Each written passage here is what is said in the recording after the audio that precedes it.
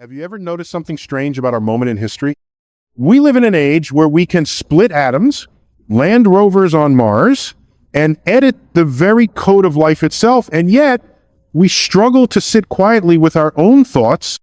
We've connected the globe with fiber optics and satellites, but millions feel more isolated than ever before. It's a paradox so profound that even the stars might wonder if their creation has somehow turned in on itself. How could a civilization capable of sending information at the speed of light still fail to communicate empathy, kindness, and understanding? How did we get here? This is not a rhetorical question. It's a cosmic one. Because if there's one thing the universe has taught us, it's that the present is never isolated from the forces that shaped it. Just as galaxies swirl because of unseen gravity wells, our society rotates around invisible forces, ideologies, assumptions, beliefs we've inherited from those who came before. We may have left the caves, but we never stopped dragging our shadows behind us. And yet, amidst the noise, there's something stirring. You feel it, don't you? A tension, a pull, a whisper in your bones that says, this isn't it. There's something more. It's as if we're standing at the edge of a precipice, watching the old structures crumble, political systems that can't keep up, economies that divide more than they uplift, a planet crying out under the weight of its own inhabitants. You don't have to be a prophet to see the fractures. You just have to be awake. And yet, cracks are how the light gets in. What if I told you that the chaos we observe around us is not an end, but a step in the ongoing process of change? In science, we see this all the time. Stars explode in supernovae, but that destruction is essential for the creation of new stars, planets, and life. What appears to be a collapse is often the beginning of something entirely new in the universe. You see, the universe has an intriguing way of working. In fact, destruction and creation go hand in hand. Stars go supernova, shedding their material into space, which eventually leads to the formation of new stars and planets.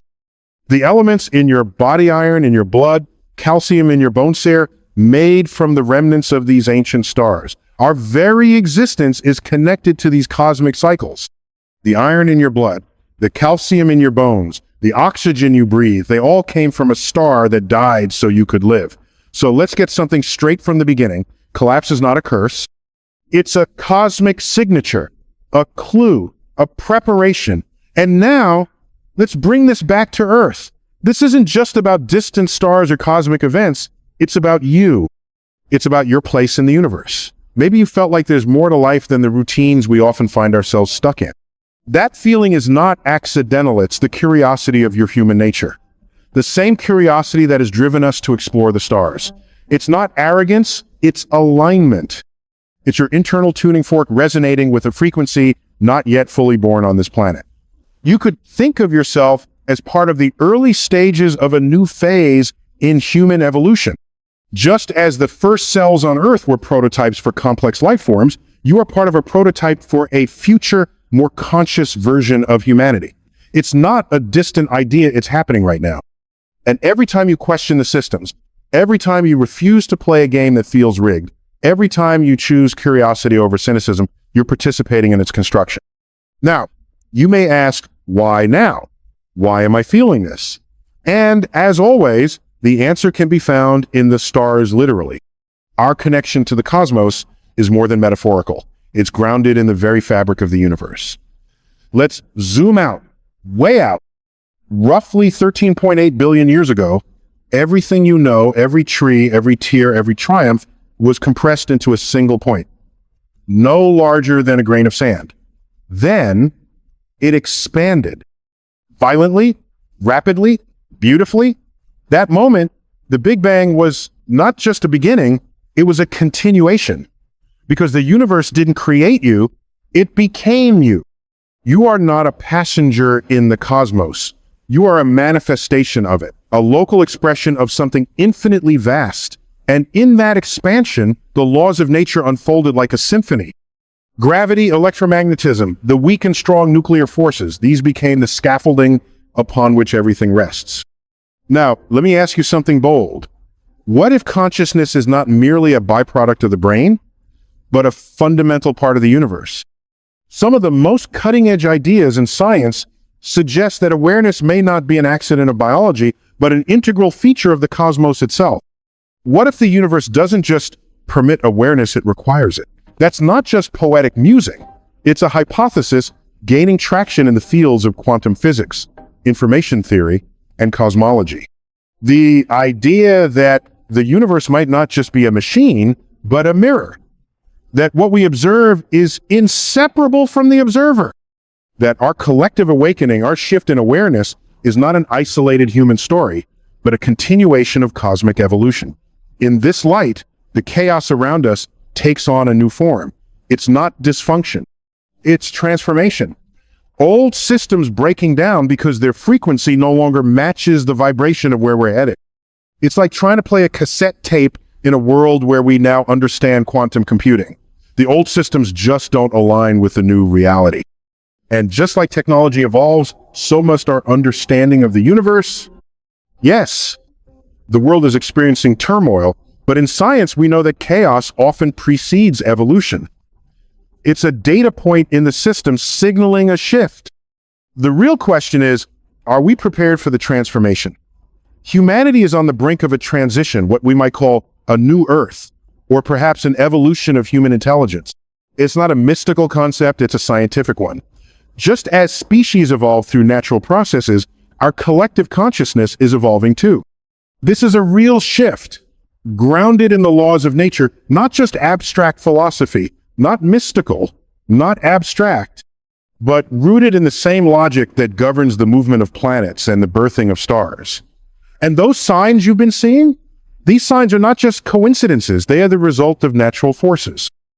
Like the way gravity shapes the orbits of planets, these moments are course corrections. They're the universe's way of nudging us in a new direction, much like how scientific discoveries challenge and refine our understanding of reality. Have you noticed how your tolerance for falsehood has plummeted? How the news feels like theater. How superficial conversations drain you. That's not burnout. That's attunement. Have you found yourself craving silence, nature, depth? That's not escapism. That's resonance. Have you felt inexplicable grief or joy in moments that don't seem to fit? That's not mood disorder. That's calibration. You're not broken. You're evolving.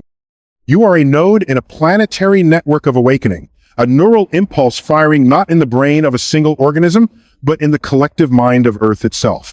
You are part of a larger process, a synchronization, if you will, of human civilization with the fundamental forces of nature.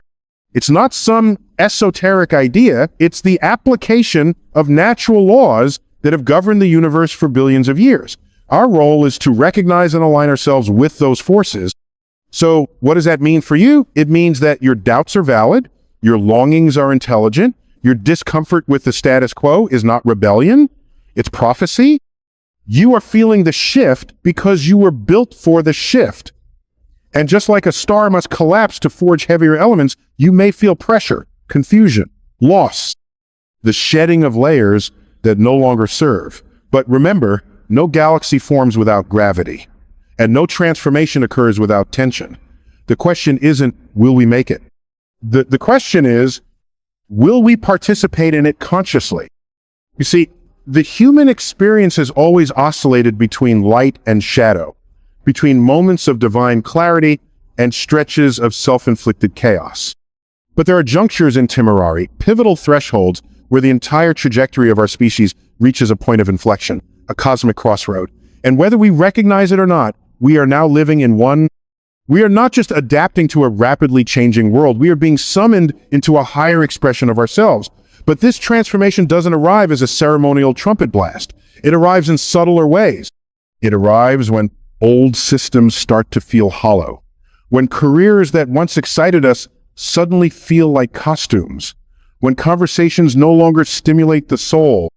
It arrives when we look around at the world, the violence, the division, the greed, feel not just sorrow, but an inner imperative to rise above it.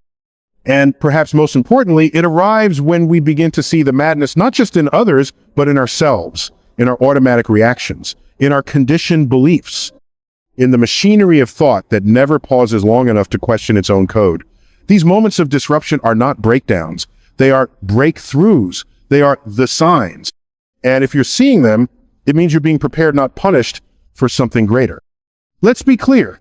This is not about escaping the world or floating off into some idealized, distant place. In fact, it's quite the opposite. It's about engaging with the world in a more profound, intelligent way.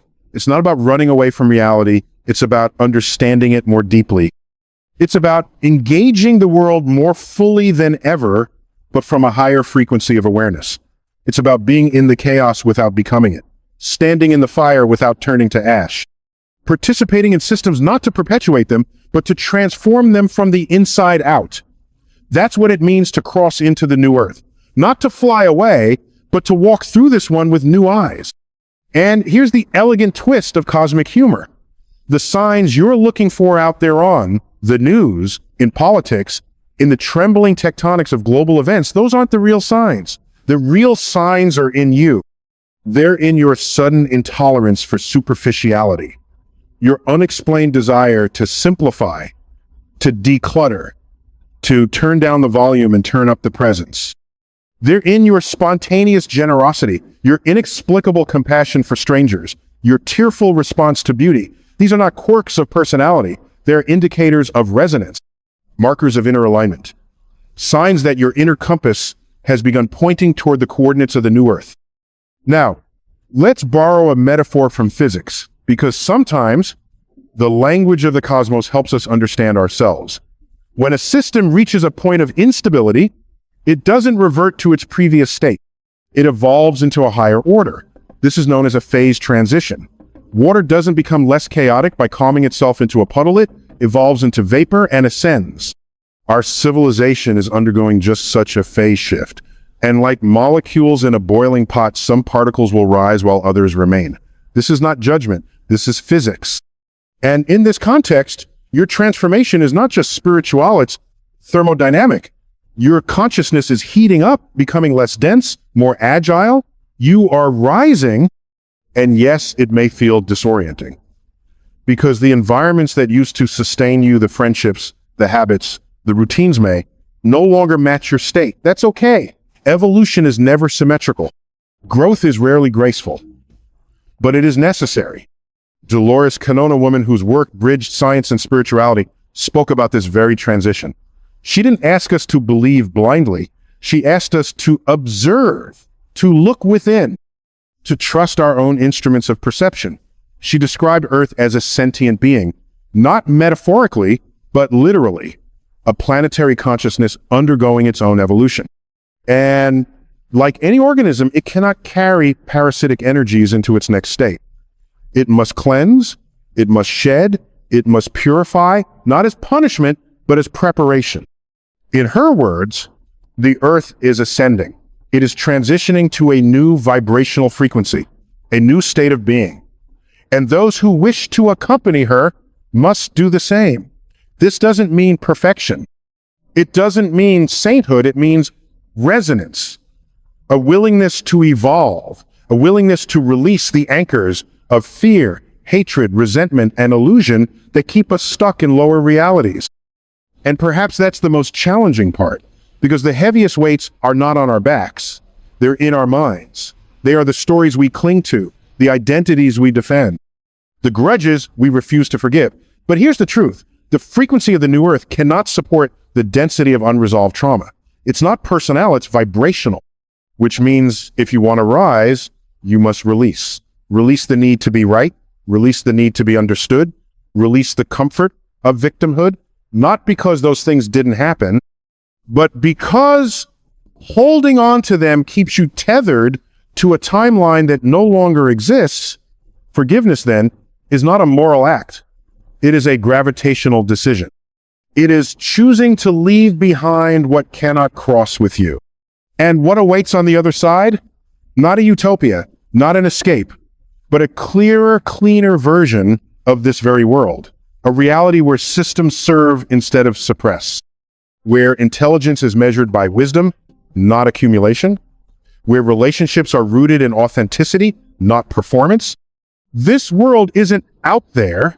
It is forming right now in the invisible architecture of consciousness. And each time you choose love over fear, Truth over conformity, presence over distraction, you contribute to its structure. You help crystallize the lattice of a new planetary field. Now, I know some will hear all of this and scoff. They'll ask, where's the proof? The data? The peer-reviewed articles? And to them I say, look again. Not with your eyes, but with your life. Examine the patterns, the synchronicities, the implausible timing, the way you've been protected, redirected, refined, the way certain relationships dissolved precisely when they needed to, the way certain doors opened only after you let go of what was weighing you down. This isn't fantasy. It's pattern recognition. It's a meta-analysis of the soul. Because maybe, just maybe, you've already been walking the path. You've already been shedding the old skin. You've already been aligning with a version of Earth that is lighter, brighter, freer. And maybe, just maybe, this message isn't news to you. It's confirmation. A cosmic echo of what your soul has been whispering all along. The truth is, most revolutions are not televised. They are internal. They happen in the silent corridors of the heart, where no camera can reach, no headline can name. And yet, they shape the external world more powerfully than any policy or protest ever could. That's what's happening now, not just to the planet, but within you. You are not just a bystander to this shift, you are part of it. Just like the Earth's atmosphere is a product of billions of years of physical processes, the changes we're experiencing now are a result of our collective actions. You're an active participant in the evolution of consciousness. And the moment you realize that, you stop waiting for the world to change. You begin to live as if the new Earth already exists, because in many ways it does. It's not a location. It's not a secret island or a hidden utopia. It's a frequency, a bandwidth of reality, accessible only through inner alignment. And once you begin to vibrate at that frequency, you begin to see it everywhere. You begin to meet others who reflect it. You begin to attract experiences that reinforce it. You begin to live in a parallel Earth that shares the same geography, but not the same destiny. This isn't metaphorical. It's a shift in energy. And as any scientist will tell you, energy is real. It's measurable, observable, and testable. The patterns we're seeing in human behavior and consciousness are not abstract concepts. They're part of the ongoing physical processes of the universe. Just as we can track the movement of galaxies through redshifts or detect black holes through gravitational waves, we can detect human awakening through subtle but undeniable patterns. The sudden emergence of compassion in systems once ruled by profit. The collective push towards sustainability in industries built on extraction. The quiet rise of mindfulness in a culture once obsessed with speed. These are not random, they are markers, signposts, evidence that a new planetary operating system is coming online. And like all systems, it requires participants, not just spectators. That's why you're feeling what you're feeling. That's why your old life no longer fits. That's why the things that once gave you satisfaction now feel strangely hollow. Because your consciousness has updated and the world you were living in is running on outdated software. So what do? Do we judge the world for lagging behind? No. We meet it with compassion. Because just like you, the world is learning how to let go of its fear, its defenses, its illusions of separation. That's the great paradox of evolution. It requires both surrender and strength, surrender to the truth that we cannot carry everything forward, and strength to release it with love, not bitterness. And that includes how we view others. Not everyone will walk through the same doorway at the same time. Some are still learning through resistance. Some are still mastering the lower frequencies before they rise. And that is not failure. That is divine sequencing. The new Earth is not an exclusive club. It is a resonance, a choice, a path of alignment that is open to all, but chosen by few. And let us be honest, it's not always easy to choose. The old world is persistent. Its habits are entrenched. Its incentives are seductive. It promises comfort in exchange for conformity, but comfort is not the same as peace. One is temporary, the other is eternal. And the path to peace requires a deeper courage, not the courage to fight, but the courage to see clearly, to see through the illusion of control, to see beyond the veil of division, to see that the only enemy is unconsciousness itself in us and in others. And when we do that, we stop fighting the dark. We start lighting candles. We become torchbearers for a civilization reborn in awareness. Dolores Cannon often said, "The earth is shifting with or without us. It does not wait. It does not ask.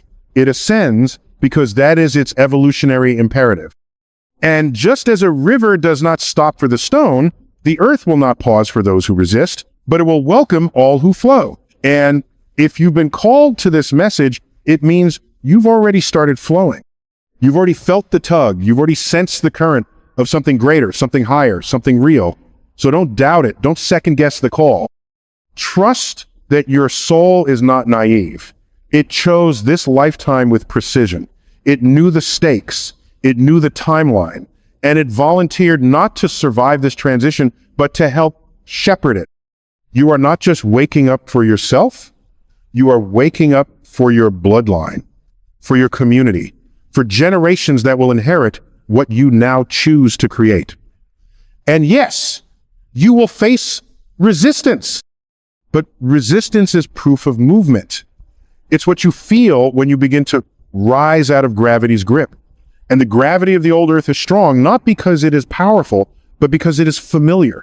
But familiarity is not destiny. The fact that something has lasted does not mean it is meant to remain. We must evolve, because the cost of stagnation is extinction, and we are not here to vanish. We are here to transcend. So if you felt the pull to simplify, do it. If you felt the urge to forgive, do it. If you felt the need to disconnect from the noise and reconnect to your soul, do it. These are not whims. These are coordinates. They are your soul's way of realigning your compass to match the vibration of the new earth. And the more you follow them, the more you notice the veil thinning. You begin to hear the quiet intelligence in the rustling of trees. You feel the memory of ancient wisdom in the starlight. You sense the presence of something vast and benevolent guiding you gently, invisibly, like gravity guiding galaxies. The new earth isn't some distant promise. It's a process already unfolding. And you're not merely waiting for it, you're actively participating in it, whether you realize it or not. Just as stars form and evolve, so too are we. This transformation is grounded in real, observable changes in how we understand ourselves and our universe. The new earth isn't some distant promise. It's a process already unfolding.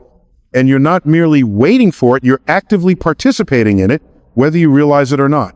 Just as stars form and evolve, so too are we. This transformation is grounded in real, observable changes in how we understand ourselves and our universe.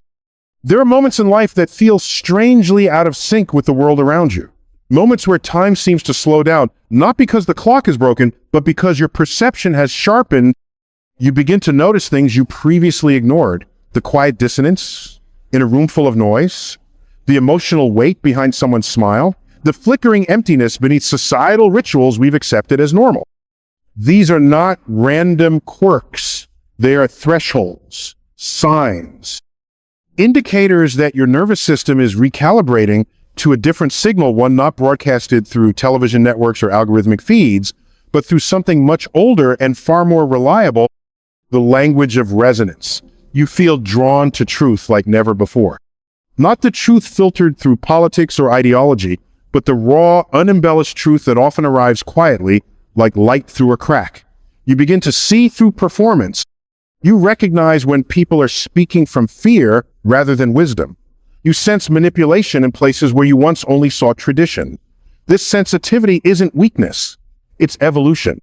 You're being equipped with a new kind of perception, not just to protect yourself, but to participate more intelligently in the shaping of reality. One of the most telling signs that you're being prepared for the new earth is your intolerance for anything that feels inauthentic. It shows up suddenly. You find yourself unable to fake interest in conversations that once entertained you. You struggle to participate in cycles of complaint, gossip, or distraction. You begin to feel that silence is not empty, but full of clarity, full of signal, full of potential. This isn't social withdrawal. This is vibrational discernment. You're beginning to separate the signal from the noise. You no longer chase stimulation for its own sake. You chase meaning. And that shift from consumption to contemplation is one of the most important evolutionary leaps a human can make. You may also notice an unshakable desire to simplify, not just your closet or your calendar, but your entire relationship with the material world. You start letting go of things, not because they're bad, but because they feel heavy. Objects, obligations, even identities. You're no longer seduced by accumulation. You're beginning to sense that every possession is not just something you own, it's something that owns a part of you. And so you begin the beautiful, often painful process of lightening the load. This is not minimalism as aesthetic, this is minimalism as metaphysics. Because in the new earth, the lightest beings rise the fastest. Not in status, in spirit. Another unmistakable sign is your relationship with time. It begins to shift. You stop measuring life by how much you produce and start measuring it by how deeply you experience. You find yourself moving away from multitasking and toward monopresence, doing one thing at a time, but doing it with your whole being. Washing a dish becomes meditation. Walking becomes ceremony. Conversations become portals. This is the emergence of sacred time, a return to the understanding that the eternal is not found in the future, but folded within each passing moment. And then there's your emotional landscape. You may begin to feel waves of emotion rise unexpectedly. You cry more often, not just from sadness, but from beauty, from connection, from a sudden sense of awe at the ordinary. This emotional fluidity is not instability. It is a system update. It means your heart is thawing. You're learning to feel in higher resolution. You are no longer buffered by numbness or dulled by distraction. You're alive, raw, open. And in that openness, you rediscover something ancient: empathy, not just as a social virtue, but as a navigational tool. You begin to sense that the pain of others is not separate from your own, that suffering anywhere diminishes joy everywhere. And so you become more careful with your words, more generous with your assumptions, more attuned to the quiet needs of those around you. This is not moralism. This is quantum entanglement in emotional form. You're feeling your way into unity. And perhaps the most revolutionary sign of all, you begin to see yourself not as a consumer of earth, but as a caretaker. You no longer view nature as scenery or resource. You begin to understand it as kin. The tree outside your window is no longer background. It is a presence, an elder, a silent teacher who has witnessed more than any human alive. The river is not just water. It is memory in motion. The soil beneath your feet is not dead matter. It is the skin of a living being. When this realization takes root, everything changes. You stop taking, you start listening. And in that listening, you remember your original role not as master of nature, but as participant in its brilliance. This shift in relationship from dominion to dialogue is foundational to the new earth, because the new world is not built on dominance. It is built on symbiosis, on respect, on reverence. Now, let's pause here, because I know some of this may feel unfamiliar, maybe even uncomfortable. That's okay. Transformation is never tidy.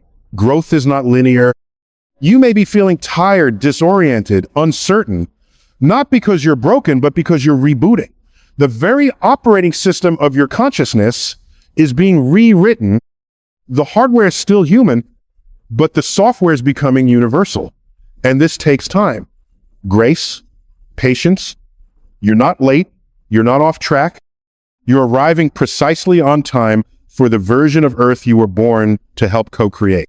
So the question is no longer, is this real? The question is, am I listening? Because if you're reading these signs, not just with your mind, but with your entire being, then you already know the answer. You are not waiting for permission.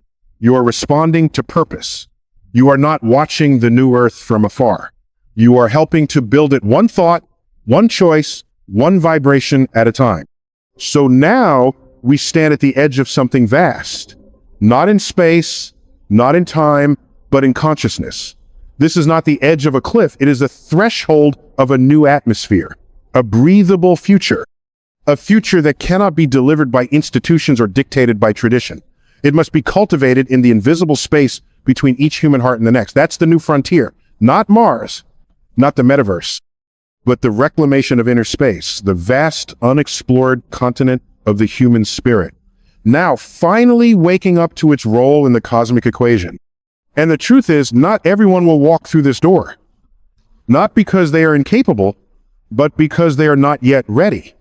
Readiness isn't measured by belief. It's measured by vibration, by willingness. Some will cling to the old earth because it feels safe, because it is familiar, because they believe control is more comforting than freedom. And that's okay. We must let them be.